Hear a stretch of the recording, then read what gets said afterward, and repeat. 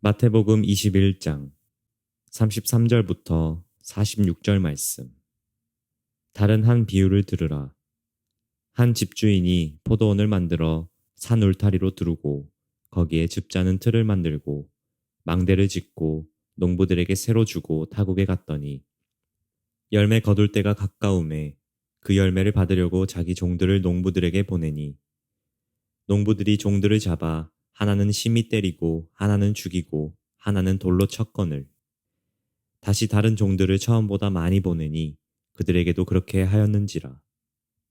후에 자기 아들을 보내며 이르되 그들이 내 아들은 존대하리라 하였더니 농부들이 그 아들을 보고 서로 말하되 이는 상속자니 자 죽이고 그의 유산을 차지하자 하고 이에 잡아 포도원 밖에 내쫓아 죽였느니라. 그러면 포도원 주인이 올 때에 그 농부들을 어떻게 하겠느냐? 그들이 말하되 그 악한 자들을 진멸하고 포도원은 제때의 열매를 바칠 만한 다른 농부들에게 새로 줄지니이다. 예수께서 이르시되 너희가 성경에 건축자들이 버린 돌이 모퉁이의 머릿돌이 되었나니 이것은 주로 말미암아 된 것이요 우리 눈에 기이하도다 함을 읽어본 일이 없느냐. 그러므로 내가 너희에게 이르노니 하나님의 나라를 너희는 빼앗기고 그 나라의 열매 맺는 백성이 받으리라. 이 돌 위에 떨어지는 자는 깨지겠고 이 돌이 사람 위에 떨어지면 그를 가루로 만들어 흩으리라 하시니 대제사장들과 바리새인들이 예수의 비유를 듣고 자기들을 가리켜 말씀하심인 줄 알고 잡고자 하나 무리를 무서워하니 이는 그들이 예수를 선지자로 알미었더라.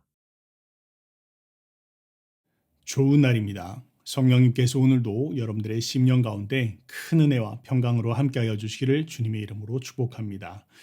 우리는 지금 예수님의 비유에 대해서 함께 은혜를 나누고 있습니다. 오늘은 그 8번째 말씀으로 악한 농부의 비유에 대해서 함께 은혜를 나누려고 하는데요. 본문은 마태복음 21장 33절부터 46절까지 말씀입니다. 오늘 이 말씀은 예수님께서 유대 지도자들을 책망하시기 위해서 하신 몇 가지 비유의 말씀 가운데 한 가지인데요. 그러나 비단 오늘 이 본문의 말씀은 유대 지도자들만이 아니라 오늘날을 살아가고 있는 우리 모든 성도들의 그런 정체성과 또 사명에 대해서 이야기한다라는 점에 있어서 굉장히 중요한 그런 본문이다라고 이야기할 수 있겠습니다. 오늘 본문의 말씀을 들을 때 또 사모하는 마음으로 말씀을 들었으면 좋겠습니다. 자, 오늘 본문 33절은 이렇게 시작을 합니다. 다른 한 비유를 들으라 라고 그렇게 이야기를 시작을 하는데요. 지난주 말씀이었던 두 아들의 비유에 이어서 오늘 이 본문이 연장선상 가운데에서 이 말씀을 하셨다라는 것을 오늘 이 본문 앞절 33절을 통해서 우리는 알 수 있습니다. 한번 복습해 볼까요? 지난주에 예수님께서 이제 성전으로 들어가십니다.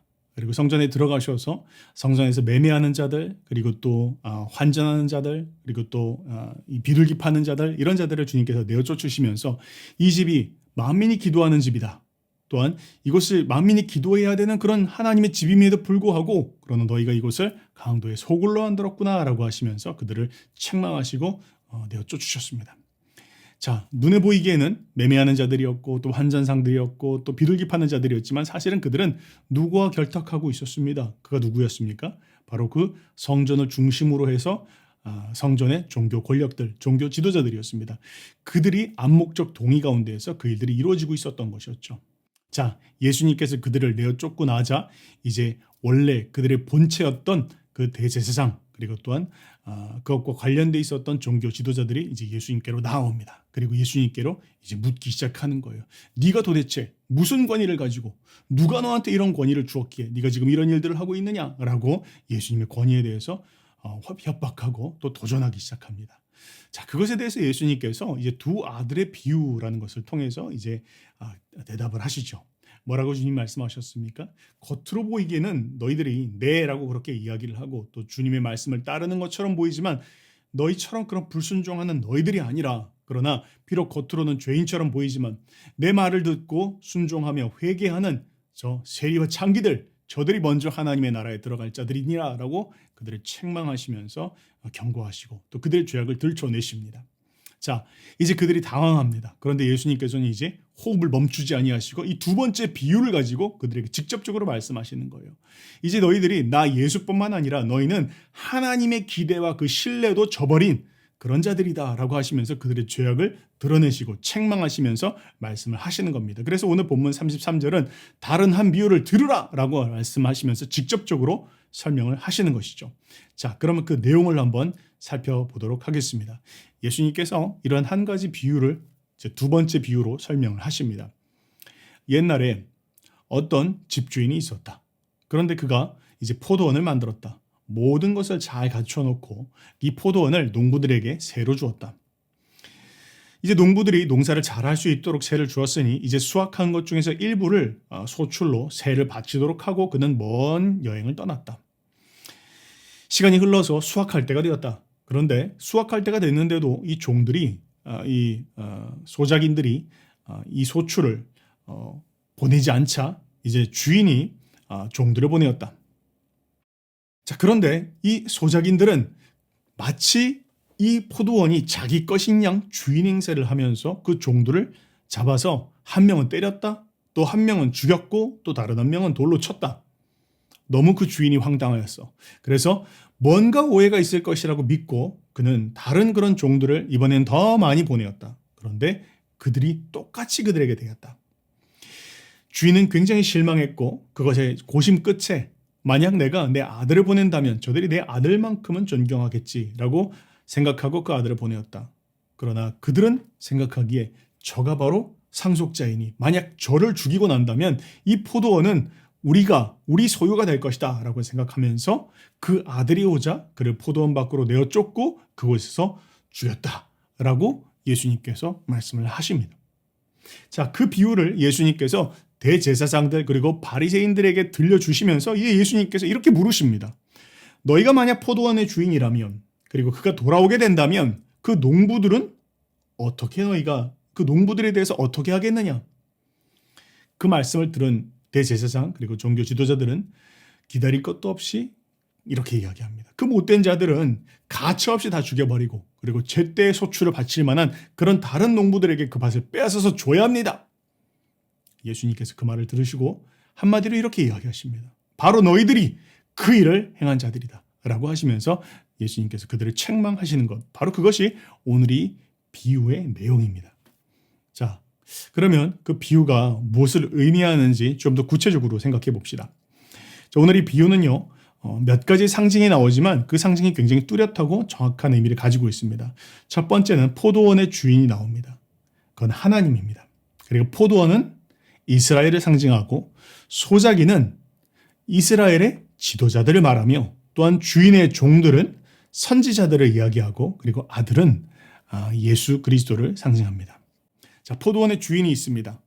다른 말로 이야기하면 하나님께서 산울타리와 또 즙자는 틀과 또 망대를 지었다라고 그렇게 이야기하고 있죠. 하나님께서 이스라엘 백성들을 택하시고 또 그들을 애굽에서 불러내시고 율법을 주시고 성막을 주시고 그들이 신앙생활을 잘할 수 있도록 모든 것을 갖춰주신 후에 그들에게 이제 마치 소작인처럼 농부처럼 그것을 잘 관리할 수 있도록 하기 위해서 이스라엘의 종교 지도자들을 세우셨습니다.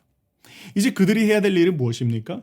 이스라엘 백성들이 그 하나님의 말씀을 따라 잘 살아가면서 건강한 열매를 맺고 뿐만 아니라 온 하나님을 알지 못하는 다른 백성들에게 하나님의 그 복음의 말씀을 그 영광과 그 자비로움을 선포하고 증거하는 그 삶을 사는 것, 바로 그것이 소출이며 열매였습니다. 그러나 시간이 흘렀습니다. 하나님께서는 그걸 기다리셨지만 그러나 이스라엘 백성들 가운데 그런 열매가 맺히지 않는 것입니다. 오히려 그 농부들은 스스로 생각하기에 하나님께서 주인이라는 것을 잊어버리고 그리고 오히려 이 포도원이 자기 것이다 라고 주장하기 시작합니다. 여러분, 우리가 이 당시에 예수님께서 이 본문의 말씀을 이 비유로 하실 때의 당시 상황을 한번 되돌아가서 한번 생각해 봅시다. 자, 예수님께서 이 말씀을 하셨을 때 당시에는요, 성전을 중심으로 해서 신앙생활을 하고 있을 그런 당시였습니다. 그런데 여러분, 우리가 구약의 말씀, 특별히 레위기의 말씀에 보면 하나님께 제물을 바쳐야 되는 그 제물이 어떤 것이어야 되는지에 대해서 상세한 규정들이 나와 있습니다. 흠이 있거나 상했거나 점이 있거나 이런 것들을 드릴 수 없었습니다. 깨끗한 것들을 하나님 앞에 드렸어야 됐습니다. 자, 그것을 누가 관리하냐면 제사장들이 그것을 보면서 만약 백성들이 그런 것을 흠 있는 것들, 저는 것들 이런 걸 드린다 할지라도 제사장들은 그것을 보면서 당신의 마음이 지금 어떻게 되어 있습니까? 당신이 하나님 앞에 깨끗하고 정직한 마음, 그리고 하나님 앞에 온전한 마음으로 이 제물을 드려야 될 것 아닙니까? 이렇게 책망하고 가르쳐야 됐습니다. 자, 그런데요. 구약의 후반부에 보면 많은 그런 선지서들을 보면 안타까운 이야기들이 많이 나옵니다. 거기에 대해서 그런 이스라엘 제사장들이 오히려 그들이 가지고 오는 그런 재물, 또한 그런 흠이 있는 것들, 이런 것들을 그냥 뒷돈을 받고 눈 감아주고 그냥 받더라는 것입니다. 그러면서 그들보다 오히려 한술 더 떠서 예수님 당시를 보면 오히려 대제사장의 자리, 아론의 그 자손들이 그것을 이어갔어야 될 그 대제사장의 자리도 이제는 매관매직을 하더라는 거예요. 그 자리를 두고 돈을 주고 사고 파는 그런 지경에 이르게 되었다라는 것이죠. 때문에 예수님께서 그들을 노끈으로 채찍을 만드셔서 내어 쫓으시고 또 환장산들을 내어 쫓으시고 하면서 갈아엎으셨던 것이죠. 자, 그들이 쥐고 있었던 건 무엇입니까? 그들은 하나님의 백성들을 바르게 이끌고 지도하면서 열매 맺는 삶을 살 수 있도록 하는 것이 그들의 역할이었습니다. 그런데 오히려 그들은 스스로 생각하기에 자기들의 자리, 자기들의 기득권, 자기들의 위치를 지키기 위해서 그저 그 자리를 차지하고 있었더라라는 것이죠. 자, 하나님께서요 오래 참으셨습니다. 그러시면서 하나님께서는 그들이 자신의 모습을 깨닫도록 하기 위해서 많은 하나님의 종들을 보내셨다 그렇게 이야기하고 있어요. 그 종들이 누구입니까? 바로 선지자들이요 또 예언자들이었습니다. 여러분 선지자, 예언자 무엇입니까? 예언자라고 이렇게 이야기할 때 예자라는 것은 맡겼다, 우리가 보통 뭐 예탁하다, 예금하다 그렇게 이야기할 때 예라는 뜻입니다. 그러니까 하나님께서 하나님의 말씀을 맡은 자들을 그들 가운데 보내셨다라는 것이죠. 예언자들과 선지자들을 보내면서 그들의 상태를 그 하나님의 말씀 앞에 드러나게 하시면서 너희들이 주인이 아니다. 하나님께서 온 세상의 주인이시고 하나님께서 이스라엘의 주인이시고 때문에 하나님께서 너희들에게 이것을 맡긴 것이다라는 것을 그들에게 깨우치게 하셨습니다. 구약의 역사에 수많은 그런 예언자들이 있었죠. 예레미야라든지 이사야라든지 호세아라든지 아모스라든지 이런 많은 예언자들을 끊임없이 보내시면서 그들로 회개하고 돌이킬 수 있도록 책망의 메시지를 하나님께서 말씀하셨습니다. 그러나 그럼에도 불구하고 그들은 열방 가운데 그 하나님의 뜻을 이루며 살기보다는 오히려 그저 자신의 이익과 그 관세만 붙잡고 살고 있었던 것이 바로 이스라엘의 많은 그런 종교 지도자들의 그런 모습이었다라는 것이죠. 자, 예수님께서 하나님께서 인내하십니다. 오래 참으십니다. 그러면서 이제 하나님 스스로 생각하시기에 이제 온 세상의 주인이신 그 하나님께서 내 아들만큼은 저들이 그것을 그 이야기를 듣고 돌이키고 또 회개할 수 있겠지라고 생각하시고 하나님께서 그 아들이신 예수 그리스도를 이 땅 가운데 보내십니다. 자, 그러나 그 하나님 아들 예수 그리스도께서 이 땅에 오셨지만 농부들은 스스로 생각하기에 예수님께서 그 종교 권력들을 향해서 만약 재물을 막 뒤엎으시고 또 환전상들과 매매하는 자들과 그들을 향해서 막 예수님께서 책망하시는 그 이야기를 대제사장들이 듣고 있었을 때 또 안식일날 절대로 고쳐서는 안 되는데 예수님께서 보시면 일부러 안식일마다 병자들을 고치신 그런 모습들을 볼 수 있죠. 때문에 그 이야기를 보고 있었던 그것을 보고 있었던 많은 그런 서기관들 그리고 또한 바리새인들 이 사람들 누구입니까? 토라 하나님의 그 말씀을 해석할 수 있고 또 가르칠 수 있는 그런 권한을 독점하고 있었던 사람들이었죠. 그들이 예수님께서 그런 안식일에 행하는 그런 모습들을 보면서 만약 저 모습을 그대로 둔다면 자신들만 독점적으로 해석할 수 있었던 이 성경의 해석의 권리, 저 자신들의 위치 이것이 무너지게 되는 것이죠. 또 예수님께서 그 성전을 중심으로 돌아가고 있는 그 모든 그 어둠의 일들을 드러내시고 또 그것을 인정한다면 자신들의 위치는 이제 무너지게 되는 것이죠. 자, 그래서 대제사장들 그리고 또 바리새인들은 고민하기 시작합니다. 저 예수의 말을 들을 것이냐 혹은 지금 나의 자리를 지키기 위해서 보존하기 위해서 저 예수를 죽일 것이냐. 자, 성경은 오늘 본문의 비유에 따르면 비극입니다. 안타깝게도 그들은 그 예수를 그 아들을 죽일 것을 결정하더라라는 것입니다. 자, 이제 예수님께서 그 이야기를 말씀하시고 그들에게 물으시기를 어떻게 해야 될 것 같니? 만약 너희라면 너희가 그 포도원의 주인이라면 어떻게 해야 될 것 같니? 그들이 스스로 생각하기에 당연히 그런 자들은 가치없이 죽이고 또 소출을 바칠 수 있는 그런 다른 그런 농부들에게 빼앗아 주어야 합니다라고 그렇게 이야기를 하게 됩니다. 예수님께서 그 말씀을 들으시고 이제 이렇게 답하십니다. 그래? 만약 그렇다면 너희 스스로는 너희가 하나님의 나라를 세우는 그 건축 전문가라고 너희는 생각하고 있지? 그런데 성경이 가르치고 있는 것처럼 건축자들이 보기에 그 건축 전문가들이 보기에는 쓸모없는 돌덩이라고 생각하는 바로 그 돌이 바로 나 예수가 이 모든 건물을 지탱하는 머릿돌이 될 것이다라는 것을 너희가 깨닫게 될 것이다. 그리고 너희 눈에는 그것이 참 기이하게 보여질 것이다. 주님이 그렇게 말씀하십니다. 그리고 또한 주님이 이렇게 말씀하십니다. 하나님의 나라를 너희는 빼앗기게 될 것이고 그리고 너희가 생각하기에 저 쓸모없는 것이라고 생각하는 저 이방 백성들 저들이 열매 맺게 될 것이다. 그리고 또 나 예수는 그 어떤 것도 감당할 수 없는 그런 돌이 되어질 것이다. 그런 복음의 능력은 강력하게 온 세상 가운데 증거되어지고 전파되어질 것이다. 라고 예수님께서 그들 가운데 말씀을 하시면서 오늘의 이 비유는 마무리를 짓습니다. 자, 오늘 이 비유가 우리 가운데 깨닫게 하시고 또 말씀하시고 있는 그 교훈은 무엇입니까? 그것은 복음을 맡은 자들의 사명에 대해서 오늘 이 본문은 우리 가운데 교훈하고 있습니다. 여러분, 먼저 복음을 맡은 자들은 하나님께서 우리에게 복음을 주신 것은 너무 기쁘고 감사한 일이며 또한 우리 자신을 위한 것이 맞습니다. 그러나 이 복음은 나 자신을 위한 것만이 아니라 이 복음은 나누기 위해서 하나님께서 우리에게 복음의 말씀을 주셨다는 것 우리가 기억해야 할 필요가 있습니다. 여러분, 72억 인구 가운데에서 우리 한국은 보통 20% 25% 혹은 더 많게 보는 분들도 있는데 인구 가운데 수많은 사람들이 이미 예수 그리스도의 복음을 들었습니다. 그러나 아직 수많은 그런 지역 가운데에서는 심지어 그 복음화율이 0%에도 미치지 않는 그런 나라들이 수두룩하게 많이 있습니다. 우리가 주일 설교를 들으면서 때로는 목사님 말씀을 시작하면 저 목사님 말씀 내가 이미 서론 이야기하고 계신데 난 기승전결 다 꿰고 있어. 마지막 결론 어떻게 날 거야? 벌써 말씀을 너무 많이 들어서 복음에 대해서 질리도록 들은 사람들 너무나 많습니다. 그러나 그 복음에 대해서 사는 사람들, 그 복음의 말씀을 증거해야 되겠다라고 생각하는 사람들은 많지 않습니다. 여러분, 오늘 이 본문의 말씀은 유대 종교 지도자들에게 하신 말씀 맞습니다. 그러나 오늘 이 본문의 말씀은 누구에게 하시는 말씀입니까? 하나님의 말씀을 쥐고 살아가고 있다라는 자들, 그 하나님의 말씀이 이미 내 것이라고 생각하고 그 복을 누리고 살아가고 있는 사람들에게 그들의 사명과 그들의 부르심에 대해서 지금 묻고 있는 것입니다. 너희는 어떤 삶을 살고 있니? 내가 너에게 이 복음의 말씀을 주었거늘, 이 포도원을 너에게 위탁하였거늘 너는 그것을 어떻게 경영하고 있니? 라고 묻고 있는 것입니다. 여러분, 그렇습니다. 우리의 인생은 무엇입니까? 우리의 인생은 하나님께서 잠깐 맡겨놓으신 그런 포도원과 같습니다. 우리의 것이 아닙니다. 우리는 소유주가 아닙니다. 하나님께서 주신 이 인생이라고 하는 것은 하나님께서 우리 가운데 맡겨주신 그런 포도원과 같은 그런 것입니다. 일시적인 것이죠. 우리는 소작인에 불과한 것입니다. 그렇다면 우리가 내 시간, 내 물질, 사실은 그런 거 없습니다. 여러분, 우리가 이 땅 가운데 태어날 때 뭐 갖고 태어납니까? 아무것도 안 갖고 태어납니다. 우리가 하나님 앞에 갈 때 아무것도 안 가지고 갈 것입니다. 그런데 내 시간이 있습니까? 내 물질이 있습니까? 내가 가지고 있는 그 어떤 것 있습니까? 그런 것 없습니다.